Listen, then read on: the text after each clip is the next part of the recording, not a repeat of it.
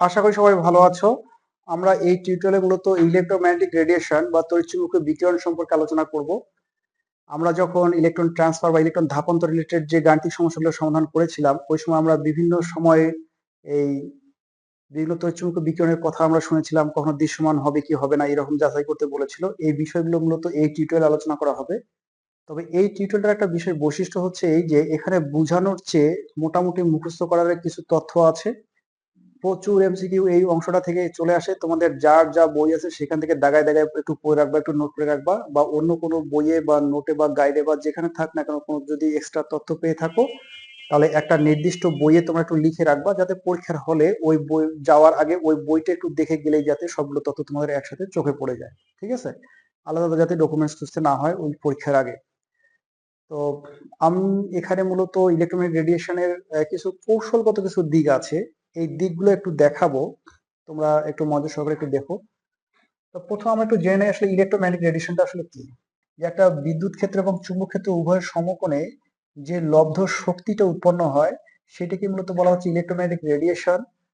তো আমরা যেটা খেয়াল করবো সেটা হচ্ছে যে এই যে আমরা যে আলোগুলো দেখি বা যেগুলো আমরা দেখি না, তো এই ইলেকট্রোম্যাগনেটিক রেডিয়েশন গুলো আহ, একটা তাদের তরঙ্গদৈর্ঘ্যের উপর ভিত্তি করে তাদেরকে একটা স্কেলের মতো করে একটা সাজানো হয়েছে যে কার পর কে থাকবে।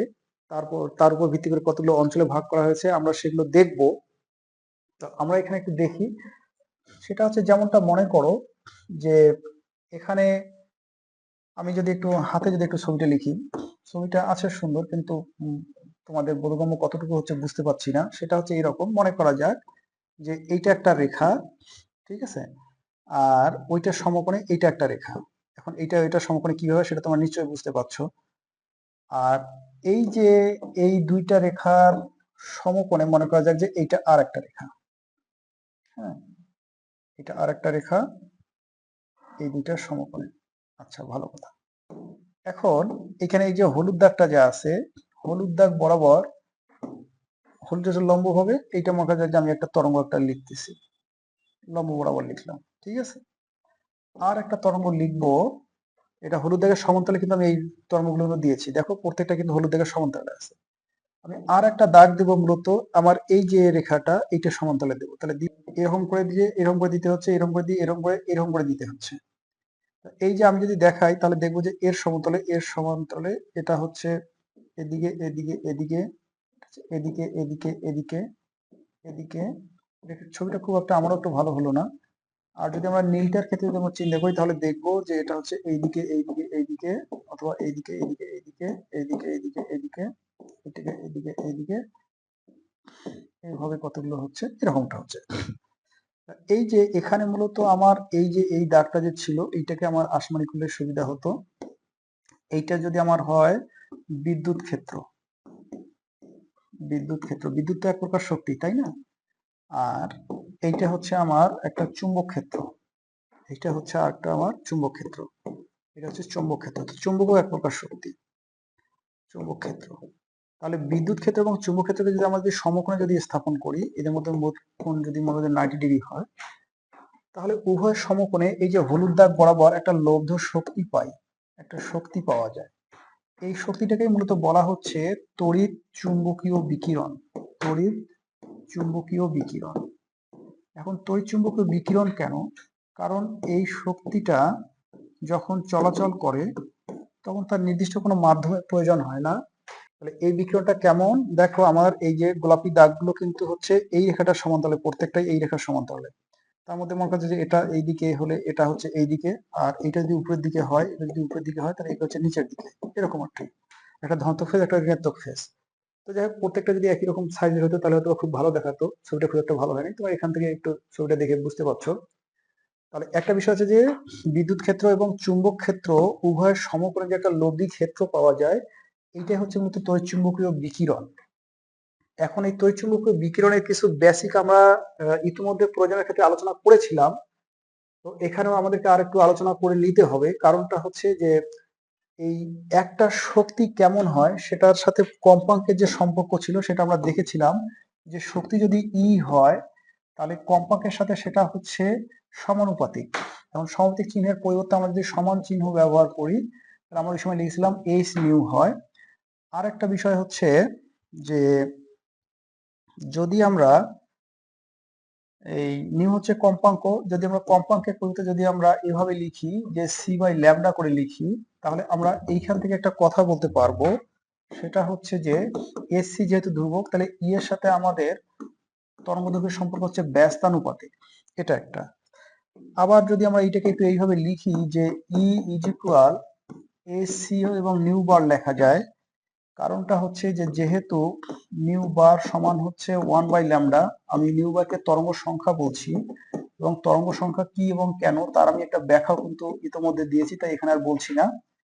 তোমরা আমার এটা কোন ইয়েতে দেখবা, এটা তোমরা ইলেকট্রন ধাপান্তর রিলেটেড যে টিউটোরিয়ালটা আছে সেখানে দেখতে পারো, ইলেকট্রন ট্রান্সফার রিলেটেড। ঠিক আছে? আচ্ছা, তরঙ্গ সংখ্যা, তাহলে আমরা এখান থেকে আরেকটা কথা বলে দিতে পারবো, সেটা হচ্ছে যে ই এর সাথে আমাদের তরঙ্গ সংখ্যার সম্পর্ক হচ্ছে সমানুপাতিক। তা আমরা এই যে কয়েকটা যে সম্পর্ক পেলাম, এই সম্পর্কটা আমাদেরকে মাথায় রাখতে হবে। একটা হচ্ছে ই এর সাথে নিউ এর সম্পর্ক মানে কম্পাঙ্কের সম্পর্ক সমানুপাতিক, একটা হচ্ছে তরঙ্গদৈর্ঘ্যের সাথে শক্তির সম্পর্ক হচ্ছে ব্যস্তানুপাতিক, এবং শক্তির সাথে তরঙ্গ সংখ্যার সম্পর্ক হচ্ছে সমানুপাতিক। তার মানে হচ্ছে শক্তির সাথে সবারই সম্পর্ক সমানুপাতিক, শুধু এইখানে তরঙ্গদৈর্ঘ্যের সম্পর্ক হচ্ছে ব্যস্তানুপাতিক। তা এইটাই মূলত আবার আসল ঘটনা। এইখানে একটা কি বোঝাচ্ছে, এইটা বোঝাচ্ছে যে যদি কোনো ইলেকট্রোম্যাগনেটিক রেডিয়েশনের শক্তি বেশি হয় তাহলে তার তরঙ্গদৈর্ঘ্যের মানটা কম হয়, বা উল্টো করে বলা যায় যে কম তরঙ্গদৈর্ঘ্য বিশিষ্ট বিকিরণগুলোর শক্তি বেশি হয়। তাহলে এই যে শক্তি বলো কিংবা তরঙ্গদৈর্ঘ্য বলো, এর উপর ভিত্তি করে সবগুলো ইলেকট্রোম্যাগনেটিক রেডিয়েশনকে একটা সিরিজে ভাগ করা হয়েছে। আমরা যদি একটু দেখি সেই বিষয়টা, মনে করা যাক যে এখানে একটা দাগ একটা দিয়ে দেই। মনে করো যে এরকম একটা দাগ থাকলো, এই দাগের মধ্যে আগে আমরা, হ্যাঁ, এই দাগের মধ্যে আগে আমরা কি করব জানো, আগে 8টা দাগ আগে দিয়ে দেব। দাগ 8টা কিরকম হচ্ছে, সেই রকম 1 2 3 4 5 6 7 8। তার মধ্যে এইখানে যদি এখন আমরা লিখি তাহলে লিখবো, যদি 10⁻⁻5, সব এগুলো ন্যানোমিটারে, তরঙ্গ দৈর্ঘ্যের মান ল্যামডা ন্যানোমিটার এককে, যদি এরকম হয় লেস দেন হয় তাহলে একটা অঞ্চল হয় 10⁵ থেকে 10⁻², তারপরে হচ্ছে তোমার 10⁻² থেকে 10⁻1 হলো, 10⁻1 থেকে হচ্ছে 380, তারপরে 380 থেকে 780, তারপরে 780 থেকে 1 মিলিমিটার। 1 মিলিমিটার মানে কি, কত, 1 মিলিমিটার মানে হচ্ছে 1000, এখান থেকে আমরা পাচ্ছি যে 1,00,000 ন্যানোমিটার। তো এটাকে আমরা এই পর্যন্ত একটু, এইটাকে আমরা একটু লিখতে চাই 1 মিলিমিটার করে, এটা একটু মিলিমিটার ভাবে লিখতে চাই, কারণ এটা আবার অনেক বেশি হবে ন্যানোমিটার দিয়ে করলে, তখন বুঝতে অসুবিধা হবে। তাহলে এটা হচ্ছে 1 মিলিমিটার। আর 1 মিলিমিটার থেকে শুরু করে যদি আমরা লিখি 1 মিটার পর্যন্ত, 1 মিটার, আর 1 মিটার থেকে যদি আমরা লিখি 10 কিলোমিটার, 10 কিলোমিটার বা তার বেশি, তাহলে এইখানে একটা বিষয় খেয়াল করে, আমি কনভার্সনটা দেখাবো এখন, মিটার সাথে ন্যানোমিটার, ন্যানোমিটার সাথে মিলিমিটার, মিলিমিটারের সাথে তোমার সম্পর্কটা কি। তো সম্পর্ক হচ্ছে, আমরা যদি 1 মিটার যদি ধরি, তাহলে এই 1 মিটার, 1 মিটার সমান হচ্ছে অ্যাকচুয়ালি 1000 মিলিমিটার। ঠিক আছে? আর 1 মিটার সমান আমরা লিখতে পারি তোমার 10⁻, যদি কি লিখি, যদি ন্যানোমিটার লিখি, তাহলে 1 মিটার সমান আমরা লিখতে পারি 10⁻⁹ ন্যানোমিটার। হ্যাঁ, মিটারের সাথে কিভাবে কনভার্ট করে নেওয়া যেত। তো যাই হোক, মিলিমিটার, ন্যানোমিটার। আর আমরা আর একটা কথা বলতে পারবো যে 1 মিটার সমান হচ্ছে 10⁻⁻3, এইটা হচ্ছে কিলোমিটার। তো এই যে এখানে কনভার্টগুলো সবসময়ের জন্যই ইম্পর্টেন্ট। কনভার্টগুলো যদি আমরা জানি তাহলে আমাদের বুঝতে সুবিধা হয়, অথচ কনভার্ট না বুঝলে কিন্তু অসুবিধা আছে। কারণ 1 মিটার আর 1 কিলোমিটার এক জিনিস না, দুইটার সামনে 1 থাকলে হবে কি। তো এইখানে আমরা এখন কিছু কথা লিখতে চাই, সেটা হচ্ছে যে এই 10⁻⁵ ন্যানোমিটার যখন কম হবে তখন এই অঞ্চলটাকে আমরা বলবো কসমিক রে। এটা হচ্ছে কসমিক রে। আচ্ছা, 10⁻⁵ এখান থেকে এই পর্যন্ত এটাকে আমরা বলবো গামা রে। গামা রে। তারপর এইখান থেকে শুরু করে এই পর্যন্ত এটাকে আমরা বলবো এক্স রে, ঠিক আছে। তারপর 10 ন্যানোমিটার থেকে 380 ন্যানোমিটার এটাকে আমরা বলবো আল্ট্রা ভায়োলেট রে। আর এখানে 380 থেকে 780 এটাকে আমরা বলবো ভিজিবল বা দৃশ্যমান।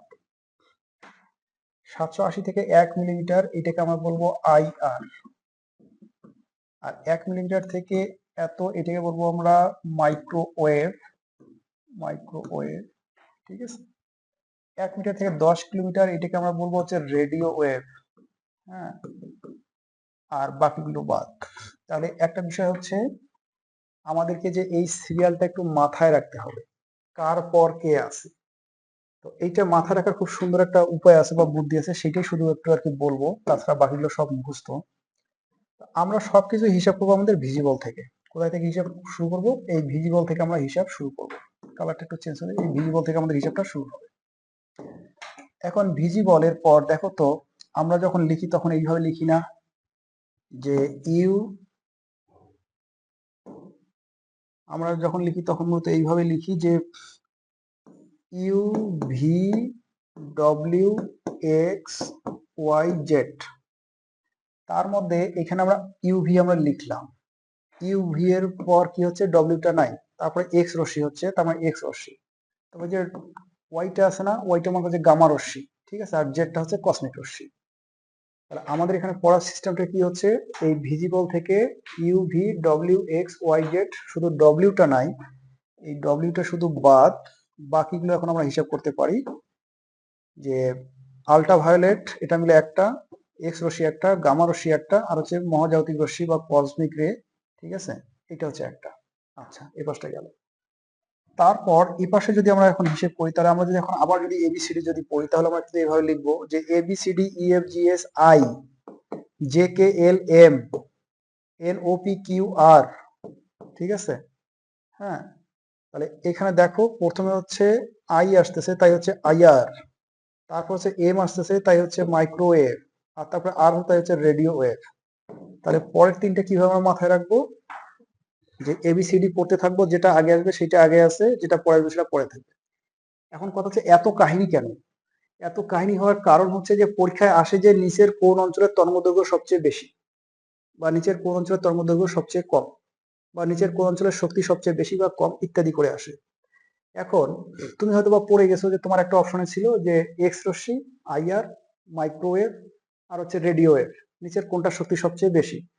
অ্যান্সার স্বাভাবিকভাবে তোমার এক্স রশ্মি দাগাইছো, এটা ঠিক আছে। এখন পরীক্ষা হলে যা দেখতেছো এক্স নাই, আছে যে গামা রশ্মি, আল্ট্রা ভায়োলেট, আমাকে যে মাইক্রোওয়েভ আর রেডিও ওয়েভ, তখন তোমাকে দাগাতে হবে কিন্তু গামা রশ্মি।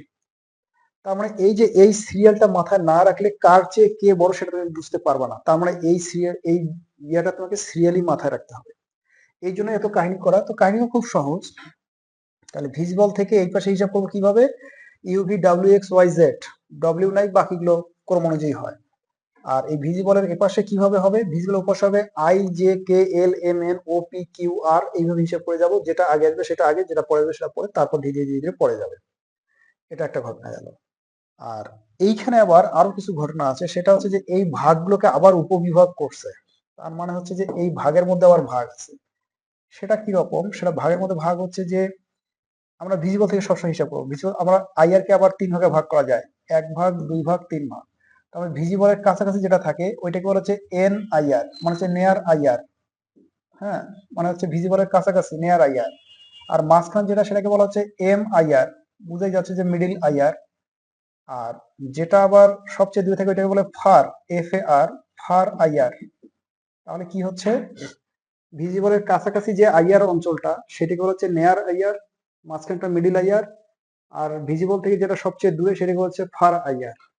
তো আইআর কে যেভাবে ভাগ করা হলো, কারণটা হচ্ছে কি যে আইআর রশ্মি এবং আল্ট্রাভায়োলেট রশ্মি আর ভিজিবল রশ্মি, ভিজিবল রশ্মির জন্য পৃথিবীটা এত রঙিন দেখায়, ঠিক আছে। আর আইআর রশ্মির যথেষ্ট চিকিৎসা ক্ষেত্রে ব্যবহার আছে, পাশাপাশি তোমার আল্ট্রাভায়োলেট রশ্মিরও কিন্তু চিকিৎসা ক্ষেত্রে কিন্তু ব্যবহার আছে। তারপরে মানব কল্যাণে যদিও মাইক্রোওয়েভ, রেডিও এদেরও ব্যবহার আছে। যেমন রেডিওকে তোমাদের ওই এমআরআই মেশিন যে আছে সেখানে ব্যবহার করা হয় রেডিও। তো যাই হোক, ওগুলো আলাদা কথা। তো এই অঞ্চলটাকে আবার একটু উপবিভাগ করছে, তা উপবিভাগগুলোকে মনে রাখার উপায় হচ্ছে আমরা ভিজিবল থেকে শুরু করব। কথাটা হচ্ছে ভিজিবল থেকে শুরু করব। ভিজিবলের কাছাকাছি যত হবে সেটা হচ্ছে নেয়ার, মাঝামাঝি হচ্ছে MIR, আর যেটা দূরবর্তী সেটা হচ্ছে ফার IR। অন্যদিকে এদিকেও আবার আল্ট্রাভায়োলেট আবার 3 ভাগ। ভিজিবল থেকে যেটা কাছে হবে সেটা হচ্ছে A, যেটা তারপরে দেবে সেটা হচ্ছে B, তারপর যেটা দেবে সেটা হচ্ছে C।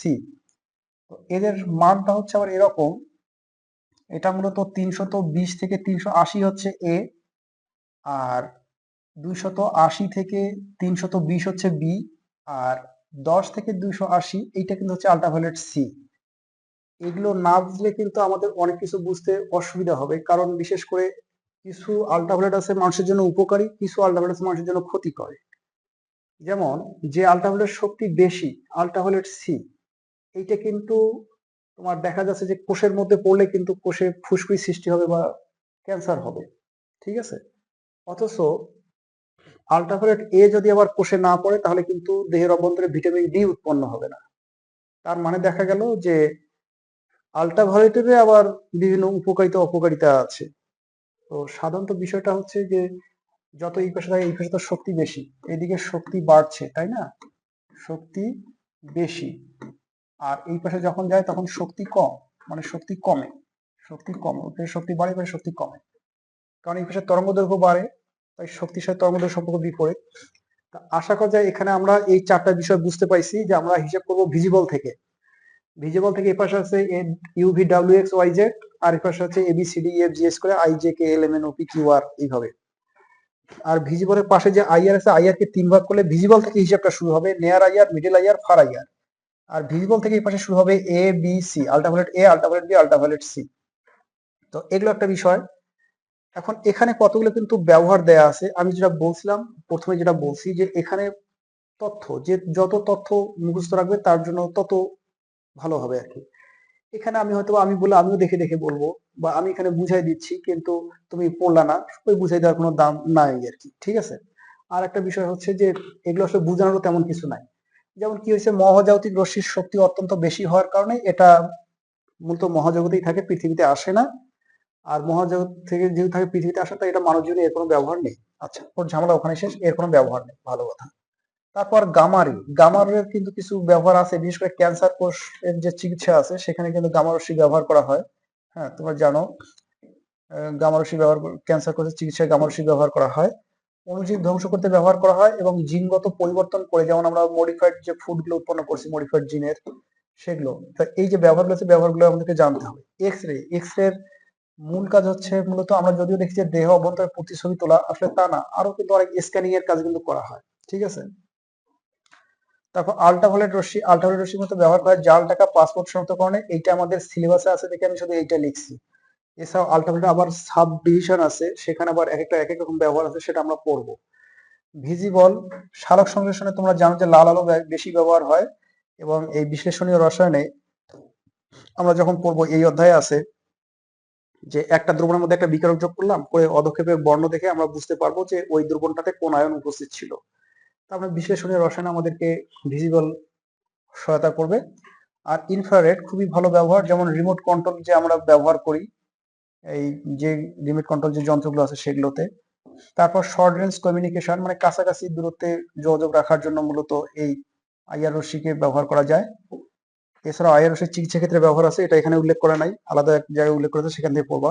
মাইক্রোওয়েভ রশ্মির মধ্যে ওয়াইফাই কানেকশনটা হচ্ছে এখন এই তোমার মাইক্রোওয়েভ টেকনোলজি ব্যবহার করা হয়, মোবাইল ফোন সিগন্যালে এটা ব্যবহার করা যায়, এবং মাইক্রোওয়েভ ওভেন যেটা আছে তারপরে গরম উৎপন্ন হয়, সেটা হচ্ছে মূলত মাইক্রোওয়েভ রশ্মি। আর রেডিও ওয়েভের মধ্যে রেডিও টিভি সিগন্যালে ব্যবহৃত হয়, আর সবচেয়ে যেটা বেশি ব্যবহৃত সেটা হচ্ছে MRI এ। এই MRIও আমাদের সিলেবাসে আছে, আমরা MRIটাও ডিটেলস পড়বো। তাহলে এখানে কোন অঞ্চলের শক্তিকে কোথায় ব্যবহার করা হয় এই বিষয়গুলো একটু দাগায় দাগায় একটু পড়তে হবে। তোমরা ওই যে বললাম যে যে কোনো জায়গায় পাবা সেখান থেকে একটা নির্দিষ্ট বই লিখে রাখবা। এখানে একটা তুলনামূলক একটা ছবি দেখানো হয়েছে যে কার চেয়ে কার বড়। যদি আমরা এটাকে অ্যাটমিক নিউক্লিয়ার বিবেচনা করি তাহলে অ্যাটমটার শক্তি তোমার ব্যাসার্ধ আরো একটু বেশি, মলিকুলার ব্যাসার্ধ আরো একটু বেশি, দেখলে তোমার বুঝতেই পারছো। এখন এইখানে কতগুলো তরঙ্গ দৈর্ঘ্যের ব্যবহার দেওয়া আছে, এগুলো কি করতে হবে, এগুলো হচ্ছে টানা মুখস্থ। টিএমটি একদম টানা মুখে থাকবে, দেখানোর জন্য বলে দিতে পারো। তার মধ্যে ইম্পর্টেন্ট কয়েকটা একটু দাগাই দিই, সেটা হচ্ছে যে অপটিক্যাল সেন্সরে কিন্তু এটা ব্যবহার করা হয়। হ্যাঁ, এই যে ড্রোন প্রযুক্তি আছে, সেখান থেকে তাপ কীরকম উৎপন্ন হয়, একটা মনে করি জঙ্গি বিমান যাচ্ছে, এখন এটা রাডারে ধরা পড়বে কি পড়বে না, বা এটার হিট কীরকম নির্গত হয়, বা এটার অপটিক্যাল মার্কিংটা করে এটা কিন্তু বোঝা যায়। তারপর ডিসইনফেক্ট্যান্ট মানে ডাক্তারের যে যন্ত্রপাতিগুলো আছে কাটা খোসা করার সময় এগুলোকে জীবাণুমুক্ত হতে হয়, না হলে আবার দেখা যাবে কি ওই যে ইনফেকশন করে সাধারণত। তো এগুলোকে জীবাণুমুক্ত করতে 280 থেকে 240 ন্যানোমিটার তরঙ্গদৈর্ঘ্য ব্যবহার করতে, এটা আপনি বুঝতে পারছেন আল্ট্রাভায়োলেট হচ্ছে। আল্ট্রাভায়োলেট কোন পর্যন্ত হচ্ছে, মোটামুটি এই পর্যন্ত যেটা আছে এগুলো হচ্ছে আল্ট্রাভায়োলেটের ব্যবহার, ঠিক আছে। তারপর যদি আমরা দেখি যে ড্রাগ আইডেন্টিফিকেশনে ব্যবহার করা হয় 200 থেকে 400 ন্যানোমিটার। আর প্রোটিন অ্যানালাইসিসে এটা করা হয়, মেডিকেল ইমেজিং সেলে এটা ব্যবহার করা হয়। ট্রিটমেন্ট লাইট থেরাপি ট্রিটমেন্ট, এই বিশেষ করে এটা খুব আসে, সেটা হচ্ছে যে কোন অঞ্চলে শক্তি ব্যবহার করে জৈব যৌগের কার্যকরীগুলোকে সনাক্তকরণ করা যায়, সেটা হচ্ছে MIR, ঠিক আছে। আর এগুলো একটু মাথায় রাখতে হবে, সবগুলো মাথায় রাখতে হবে। হ্যাঁ, এগুলো তোমাদের কাজ। আর এইখানে বিভিন্ন ছিল মিডল আইআর, তারপরে নেয়ার আইআর এবং ফার আইআর। দেখে বুঝতে পারছো যে এখানে যে নেয়ার আইআর যেটা আছে, নেয়ার আইআর অঞ্চলে এগুলোকে তরঙ্গদৈর্ঘ্যের মানগুলো একটু মাথায় রাখতে হবে। 780 থেকে শুরু হয়েছিল, আমরা যে বই করেছিলাম যে এরকম ছিল। এটা যদি আমরা যে আল্ট্রাভায়োলেট হয়, এটা যদি ভিজিবল হয়, হ্যাঁ, তাহলে এখানে ছিল আমাদের আইআর। তো ভিজিবল থেকে হিসাব করতে হয়, তাহলে এটা কাছাকাছি যেটা ছিল এটা আবার 3 ভাগ ছিল মনে করো, তখন এটা হচ্ছে আমাদের নেয়ার আইআর। তো নেয়ার আইআর এখানে 780 থেকে শুরু হয়ে 2500 পর্যন্ত, 2500 ন্যানোমিটার, 2500 ন্যানোমিটার। এরপর এখান থেকে আবার 10 গুণ করে, কত গুণ? 10 গুণ। 10 গুণে 2500 থেকে কী হবে, আরও একটা শূন্য বেড়ে যাবে, তাহলে এবার কী হবে, 25,000 হয়ে যাবে, তাই না? তাহলে এইটা হচ্ছে আমাদের 25,000, 25 থেকে 3টে শূন্য, 25,000। আর এর সাথে আবার আরও 10 গুণ, 10 গুণগুলো কী হবে, 25,000 থেকে বেশ মোটামুটি 1 মিলিমিটার পর্যন্ত যাবে, বা 10⁶ ন্যানোমিটার পর্যন্ত যাবে। তো এগুলো একটু পড়বে, এগুলোর কিছু ব্যবহার আছে, যেমন এখানে কিছু ব্যবহার, রক্তের শ্বেতকণিকা এবং রোগ প্রতিরোধ শক্তি বৃদ্ধিতে ফার ব্যবহার করা হয়, এটা খুবই আসছিল। আর একটা প্রশ্ন এখান থেকে আসছিল খুব বেশি, সেটা হচ্ছে যে মস্তিষ্কের রক্তে হিমোগ্লোবিনের কী পরিমাণ অক্সিজেন শোষণ করছে সেটা নির্ণয় করার জন্য আইআর করা হয়, ডট পদ্ধতি, খুলির কার্যপদ্ধতি নির্ণয়ে। তো এগুলো তোমরা একটু পড়ে নেবা, এখানে কিছু কথা আছে, এগুলো পড়ে নেবা সব।